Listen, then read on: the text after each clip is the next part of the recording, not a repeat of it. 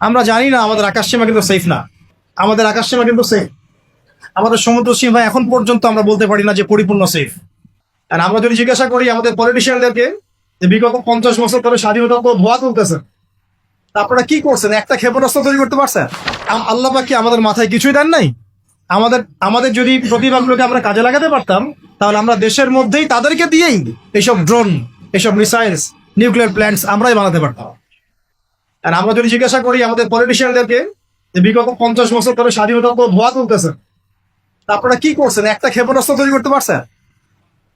একটা ড্রোন কি বাংলাদেশে তৈরি করতে পারছেন? তো একটা হচ্ছে যে অস্ত্র শস্ত্রে আমরা আমাদের সামরিক বাহিনীকে শক্তিশালী করতে পারতাম, উন্নত অস্ত্র, উন্নত সামরিক অস্ত্র, যেটা কিন্তু আমরা এখন পর্যন্ত পারি নাই। আমরা জানি না আমাদের আকাশ সীমা কিন্তু সেফ না। আমাদের আকাশ সীমা কিন্তু সেফ, আমাদের সমুদ্র সীমা এখন পর্যন্ত আমরা বলতে পারি না যে পরিপূর্ণ সেফ। আমাদের প্রশাসনের বাহিনীগুলো আমরা বলতে পারি না সবগুলো দালাল মুক্ত, বিদেশি এজেন্ট মুক্ত আমরা বলতে পারি না।